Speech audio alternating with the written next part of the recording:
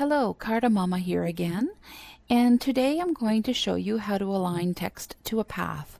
So in other words, how to make text follow a shape. And in this case, the path or the shape is a circle.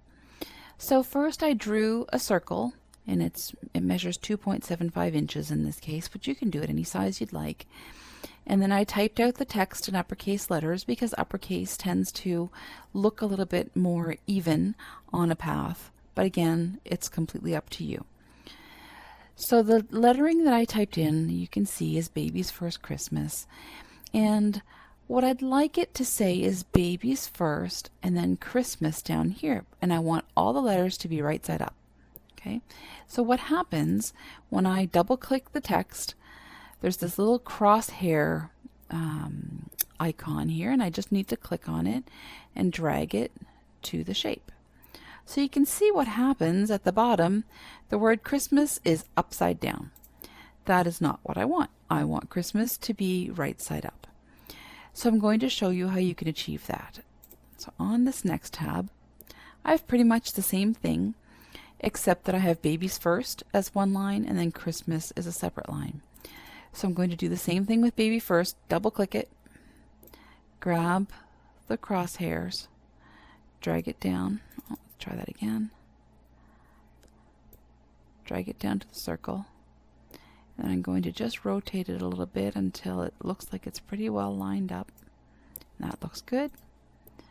And then I'm going to zoom in a little bit so we can see a little bit better what's going on.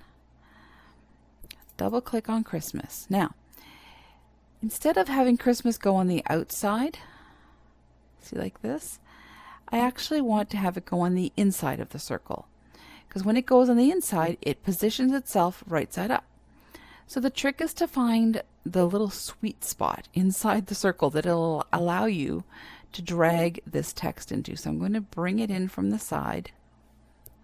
Sometimes it takes a few tries. Alright, so now I'm in the circle and I want to try to anchor this to the inside. So I'm going to bring it down to kind of the lower right. No. Let's try the lower left. Oh, that sweet spot can be hard to find sometimes. I'll just play around with it. Ah, there. Oh, we had it for a second. Let's try it again. Ah, good. All right, so I'm just going to rotate it so it's in the right position. But I don't want it on the inside of the circle. I actually want it to be on the outside. But I need it on the inside to be right side up. So I just want to rotate it so that it was in the right position. And what I'm going to do, I'll zoom in a little bit more. There's this little kind of a carrier bar right here. And it allows me, when I move this down, it moves the text down outside of the line of the circle. And here it moves it in more towards the middle of the circle. So I want it towards the outside. So I'm going to scoot this down until it looks like it's lined up just perfectly with the outside of that circle. In a little bit. Okay, so when it was inside the circle, you notice that the letters were all kind of smushed together and it didn't look very good. But when I moved it out to the outside, the spacing got a lot better and it's more readable. The only thing is that the space here is a little bit tighter than the space here, so I'm just going to grab the circle again, the crosshairs, and just drag it a little bit so that it looks better balanced. And I think that's just about it. Now, if the lettering was still too tight together, you can just go to the character spacing here, and again, just slide this down and see it brings them closer, and this way it spaces them out a little bit more. So because I liked it at 100%, I'm just going to retype in 100%, and there it is. So now, you're almost ready to print or cut this. The one thing I want to do is make sure that if I cut it, it's not going to cut this line, this path that's on the inside that the text is following. So I'm going to just select the whole thing actually. And then I'm going to ungroup all of my shapes here. Just going to do Control A to select all. And then ungroup. And now all the letters are ungrouped, and then the circle is actually now ungrouped as well. So now I can just click on the circle and hit my delete key and it's gone.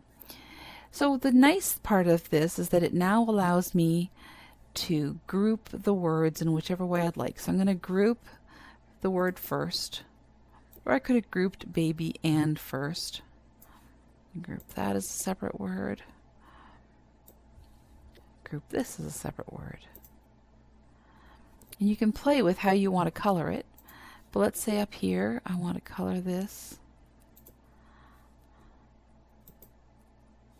in red, and here I want to do in green, and here I want to do in turquoise.